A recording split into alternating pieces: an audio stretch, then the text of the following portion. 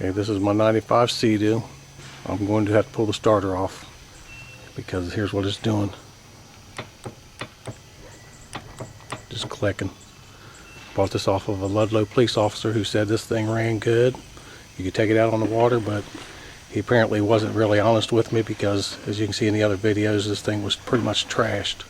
So he was pretty much just looking for somebody to dump this thing off on and get rid of it. Hope his superiors aren't as dishonest as he is.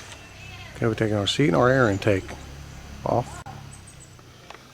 Okay, we'll take our clamp off here, one here, and disconnect the hoses when we remove the manifold. We'll take this wire tie off.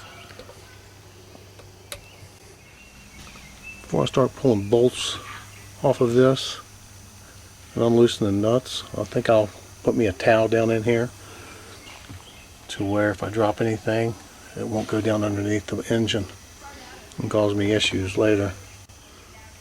I'm going to have to pull these bolts here out. A little bolt under here. See how I got the towel down in there? Now I got the nut off from there. I got the Allen bolts off. That's a 13mm nut, by the way. The Allen bolts that came out of here, and that one right there is a 6mm. Over here on this side, I cannot get that one out, so I'm going to have to leave it there. Okay, we've got to take this clamp off. Okay, it's ready to come off. I just need to take that clamp and hose off now. Okay, the exhaust manifold's off. Okay, next we'll disconnect this drum back here, whatever it is, and try and get it out of our way. And I've pushed it aside. We have to have that out of the way because the rest of this manifold, once I get it unbolted, has to slide back and have enough room to come out because you can't really pull it out where it's at. Here's a top view. Now we'll just take off this bolt and this bolt and try and get that manifold out of there. When you take these bolts out of the manifold, be careful because you got washers back here behind the manifold. They're like spacers, and if you pull that bolt out, these washers will fall down underneath your motor and you'll have to fish them out.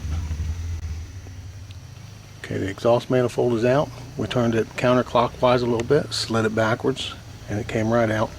Now we'll work on getting the starter out. Okay, with the manifold out of the way, we can get to our starter a lot easier, but before we start taking the starter off, we need to unhook the positive wire on our battery. It wasn't important until now. Okay, now that our battery's unhooked, we will take out that bolt right there. It's on top of the starter, and there should be another bolt underneath the starter that I cannot show you because I'm going to have to feel for it. Once we get the starter loose, we'll go ahead and take the ground wire off of the starter also. Okay, there's the starter. All I got to do is take the lead wire off of it. Remember now this has got 3 bolts holding it on. One on the top, one on the bottom, and one in the back. And I'm not going to lie to you, this is tough getting out. Probably going to be tough getting back in also. Okay, I believe the problem with the starter, the reason it wasn't working, wasn't this bolt here, but this bolt right here.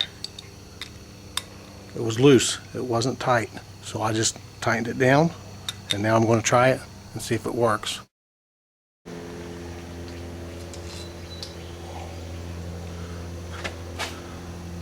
Okay, we're going to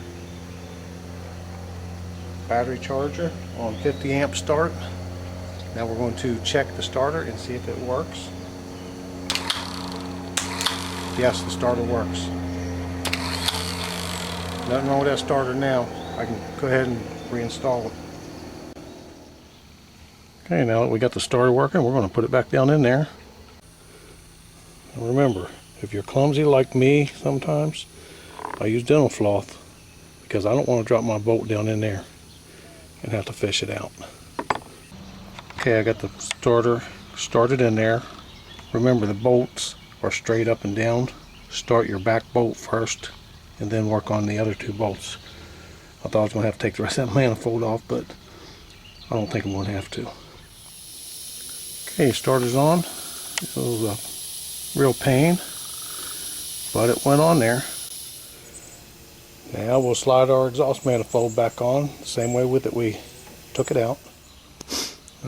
Now as you can see, I'll put it back in here, and I slid it up into here. If I had an extra cameraman, I could show you exactly how I put it in there, but I need both of my hands. Got the manifold on. Now I'm going to put this back here back together. Don't forget to put your ring on prior. So we're just going to lay that down in there so we know where it's at. Okay, we got our cylinder on back there, all bolted down. Getting ready to put the exhaust manifold on. And before you do, you want to make sure you take one of these Allen bolts, drop it in right there, because after you get this on, you can't really get it in there, so you have to put that in first. Get it all bolted down. All I have to do now is bolt up the ring and put my water lines on, and I'm done. Okay, make sure that you tighten this clamp back up once you get it put back together. Okay, there it is. Everything's hooked back up. I just hooked the battery back up. Let's see if it turns over. That's all we need.